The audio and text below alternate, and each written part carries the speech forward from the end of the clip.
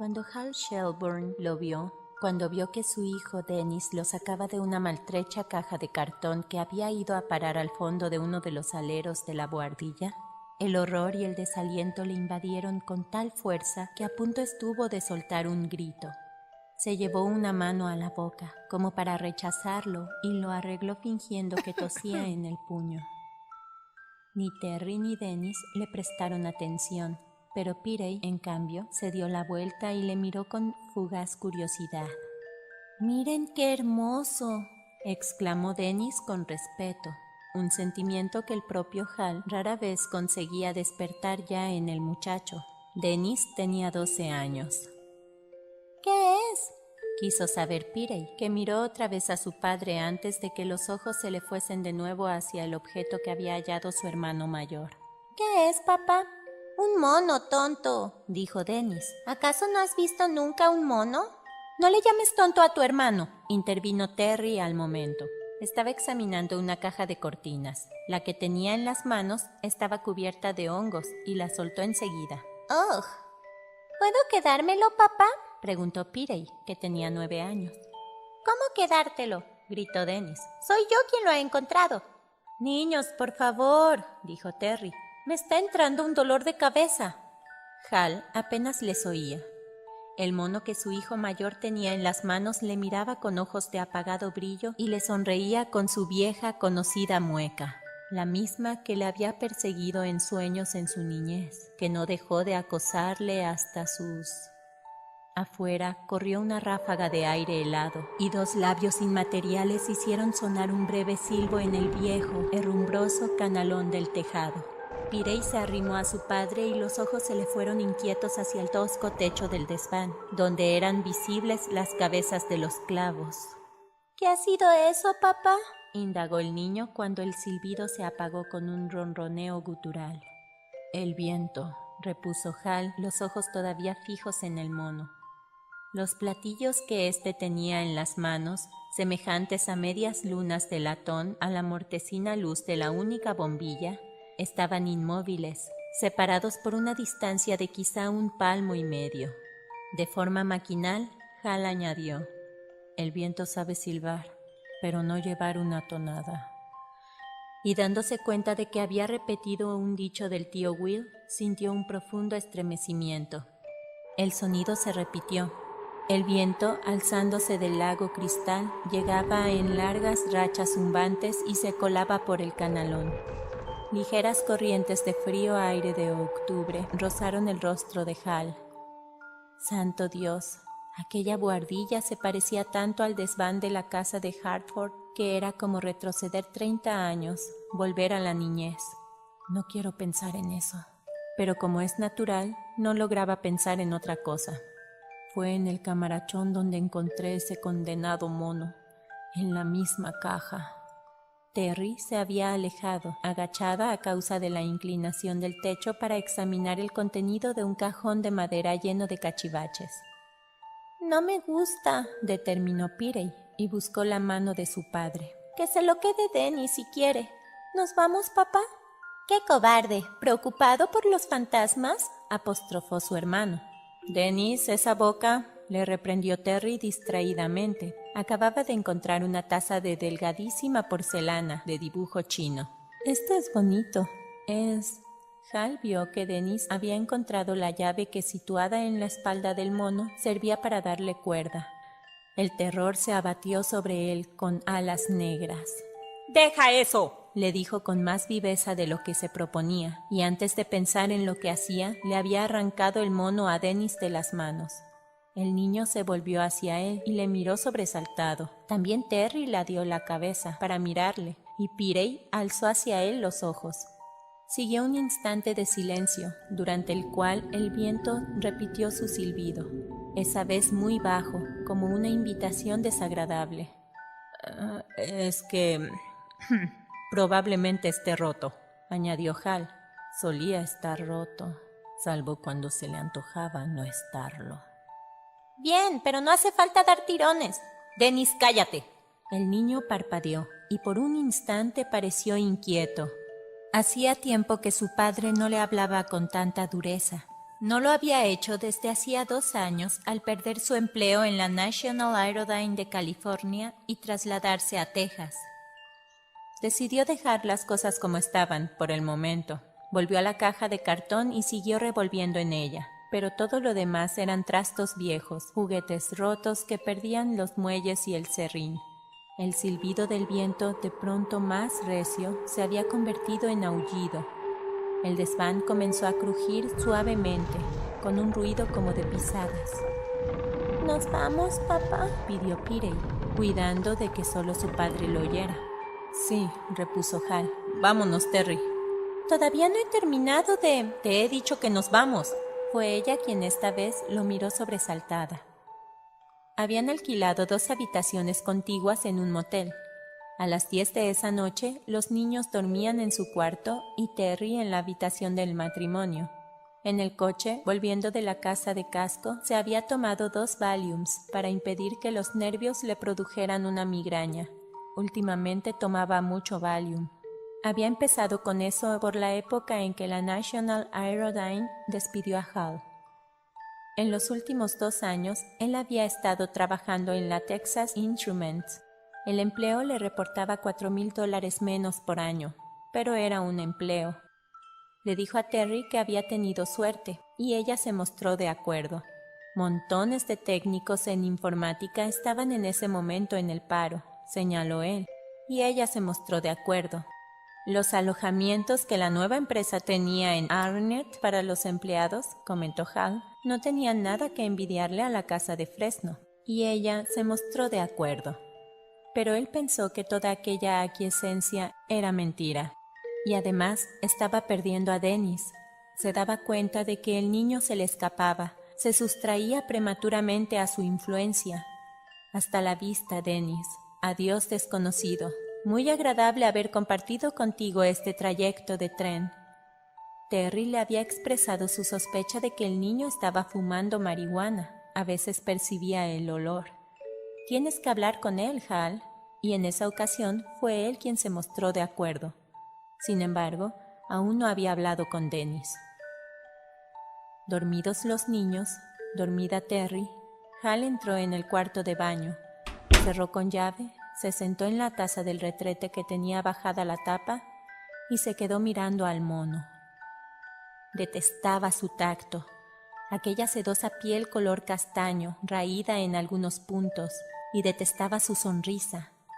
«Ese mono sonríe exactamente como un negro», le había dicho tío Will en cierta ocasión, pero no sonríe ni como un negro ni como ser humano alguno. Su sonrisa era toda dientes, y si uno le daba cuerda al mono, los labios se movían y los dientes parecían crecer hasta convertirse en los de un vampiro. Los labios se movían y los platillos se entrechocaban ruidosamente. Odioso mono de cuerda, odioso, odioso. Lo dejó caer. Tenía trémulas las manos y lo dejó caer. La llave golpeó el embaldosado al dar con el suelo, con un ruido que pareció estrepitoso en el silencio. El mono se le quedó mirando con sus turbios ojos ambarinos, ojos de muñeco llenos de estúpido júbilo. Los platillos a punto de unirse, como si se dispusiera a atacar una marcha para alguna charanga infernal. En la parte inferior tenía marcado «Made in Hong Kong». «No puedes estar aquí», susurró. «Te tiré al pozo cuando tenía 9 años». El mono le obsequió su sonrisa. Afuera, en la oscuridad, una negra ráfaga de viento sacudió el motel.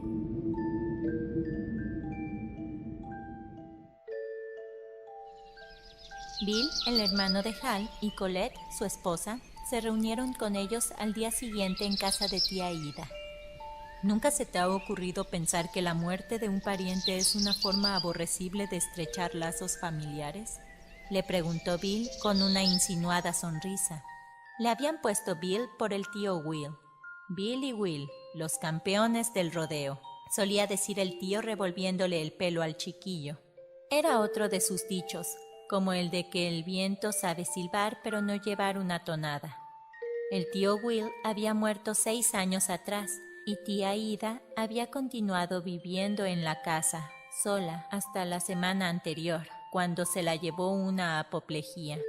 Fue muy repentino, dijo Bill al telefonear a Hal para participarle la noticia, como si le constara aquello, como si le constara a alguien. Tía Ida había muerto sola. Sí, respondió Hal, se me ha ocurrido pensarlo. Recorrieron juntos la casa, el hogar en que habían pasado su adolescencia. El padre, un marino mercante, había desaparecido así, sin más, como borrado de la faz de la tierra, cuando ellos eran muy pequeños. Bill aseguraba acordarse de él vagamente, pero Hal no guardaba de su padre el menor recuerdo. La madre había muerto cuando Bill contaba 10 años y Hal 8. Tía Ida fue a buscarlos a Hartford y se los trajo en un autobús de la línea Greyhound, y en aquella casa habían crecido, y de ella salieron para ingresar en la universidad. Era el hogar que añoraban. Bill se había quedado en Maine y ejercía el derecho en Portland, donde disponía de una buena clientela. Hal vio que Pirey se había alejado hacia el lado este de la finca donde crecían las zarzamoras en endiablada maraña. «Pirey, no te acerques ahí», le gritó. El niño se volvió con expresión inquisitiva. Hal sintió una oleada del elemental amor que Pirey le inspiraba y pensó nuevamente en el mono. «¿Por qué, papá?», la respuesta se la dio Bill. «El viejo pozo queda por este lado, que me aspen si sé dónde. Pero tu padre tiene razón, Pirey, no conviene andar por ahí. Te podrías hacer mucho daño con las zarzas. ¿No es eso, Hal?» «Eso mismo», respondió él maquinalmente. Pirey se apartó de ahí sin tan siquiera girar la cabeza y echó a caminar terraplén abajo hacia la playita donde Dennis jugaba a hacer cabrillas. Hal tuvo la sensación de que un nudo se le aflojaba en el pecho. Si Bill había olvidado dónde se encontraba el viejo pozo, Hal se encaminó hacia ahí sin vacilar a la caída de la tarde, abriéndose paso con el hombro entre los zarzales que se le prendían en la chaqueta de franela y le buscaban los ojos. Llegado a su punto de destino, se detuvo respirando afanosamente y clavó los ojos en las podridas alabeadas tablas que cubrían la boca. Tras un breve debate interior, se arrodilló. Las rodillas le chasquearon con un doble estampido y apartó 2 de los maderos. Desde el fondo de aquella garganta húmeda, forrada de piedras, le miró muy grandes los ojos, contraída la boca, el rostro de un ahogado. Se le escapó un gemido. No sonó muy fuerte, salvo en su corazón. Ahí había sido estruendoso. La cara que flotaba en el agua oscura era la suya. No era, como creyó durante un instante, la del mono. Estaba temblando todo él. «Lo tiré al pozo. Dios mío, no permitas que pierda la razón. Lo tiré al pozo». El pozo se había secado el verano en que murió Johnny McCabe, cuando Bill y Hal llevaban un año viviendo con los tíos. Tío Will pidió un préstamo en el banco para hacer excavar un pozo artesiano, y las zarzas rodearon el otro, el viejo, el pozo seco. Solo que el agua volvió, como había vuelto el mono. Esa vez le fue imposible contener el recuerdo.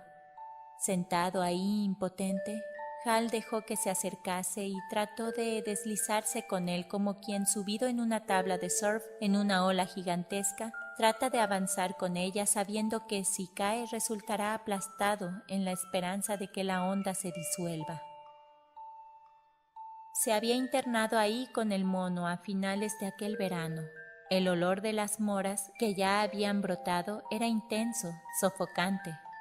Nadie se acercaba a recolectarlas, excepto tía Ida, que a veces, orillando el zarzal, recogía en el delantal el equivalente de un cuenco.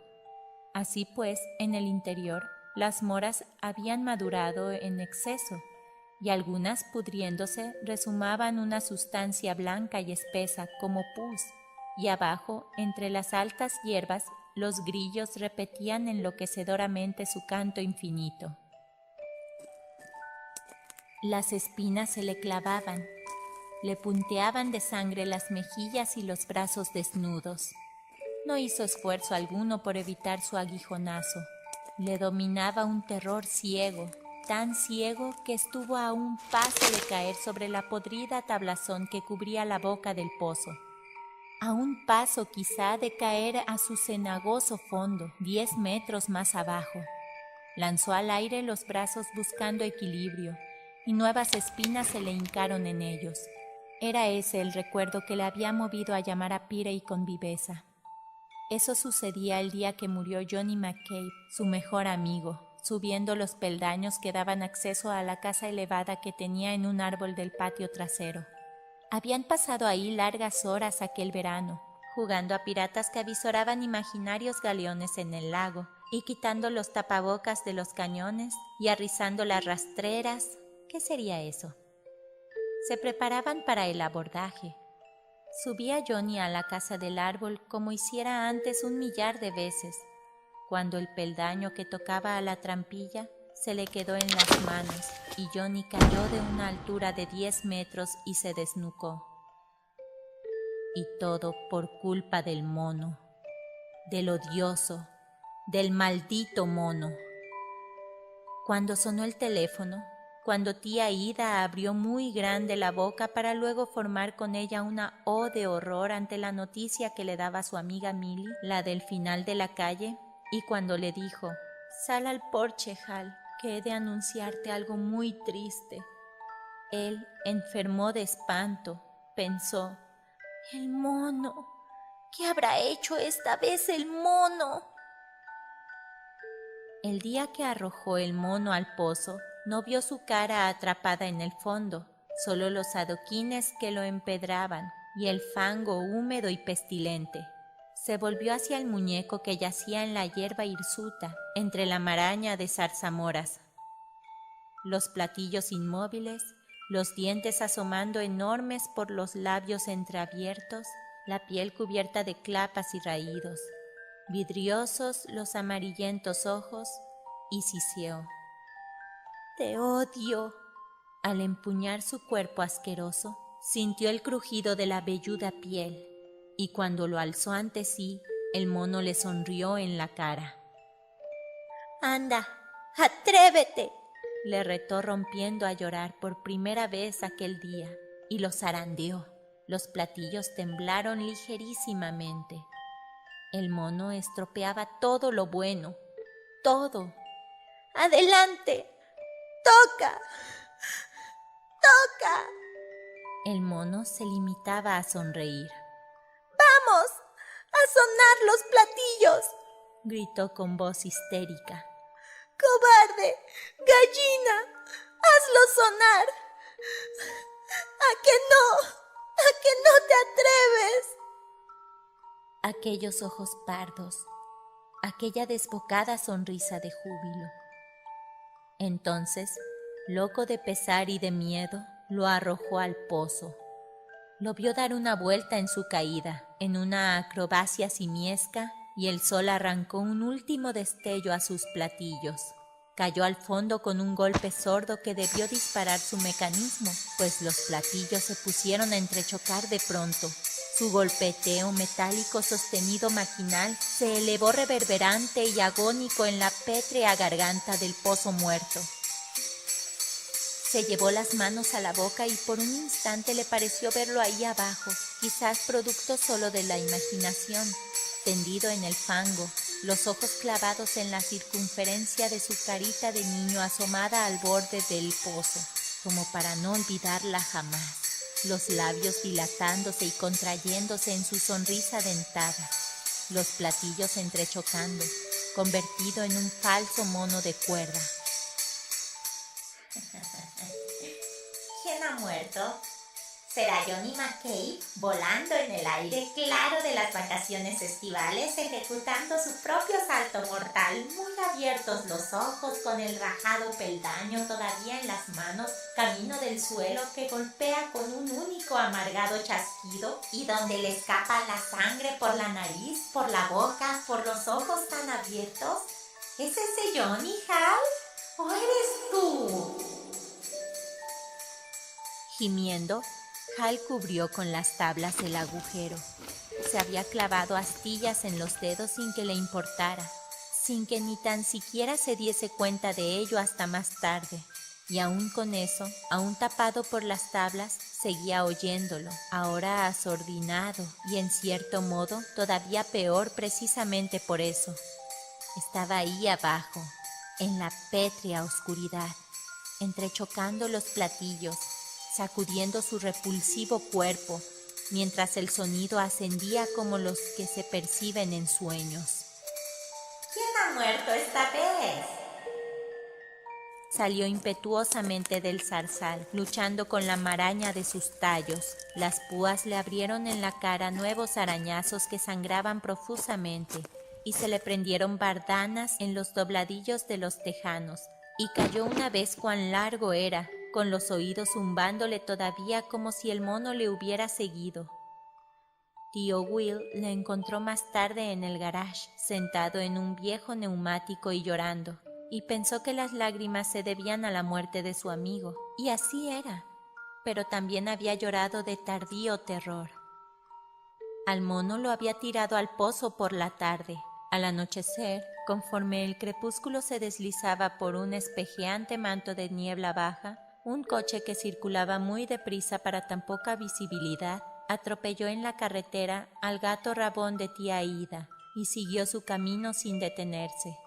Encontraron tripas por todas partes y Bill vomitó, pero Hal se limitó a volver la cara, pálida e inmóvil, oyendo los sollozos de tía Ida. Aquello, sumado a la noticia de lo ocurrido al chico de los McCabe, le había causado una crisis de llanto semi-histérico que a tío Will le costó casi 2 horas calmar, como si llegasen de una distancia de kilómetros.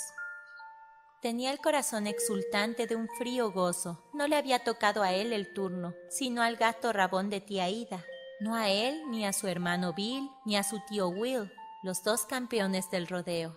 Y entre tanto, el mono había desaparecido. Estaba en el fondo del pozo, y un viejo gato rabón con garrapatas en las orejas no resultaba un precio demasiado alto. Con eso, si el mono quería tocar sus endemoniados platillos, que lo hiciera. Le oirían los escarabajos, los oscuros bichos y las sabandijas que anidaban en la garganta empedrada del pozo. Se pudriría ahí abajo. Sus malditos resortes, sus ruedas y sus muelles se oxidarían en el fondo del pozo. Se quedaría ahí, en el fango. Las arañas le tejerían un sudario. Pero había vuelto. Como hiciera aquel día, Hal volvió a tapar el pozo. Lo hizo despacio, creyendo oír el espectro de un eco de los platillos del mono. ¿Quién va a morir, Hal? ¿Será Terry? ¿Será Dennis? ¿O acaso Peter y Hal? Él es tu predilecto, ¿verdad? ¿Va a morir él?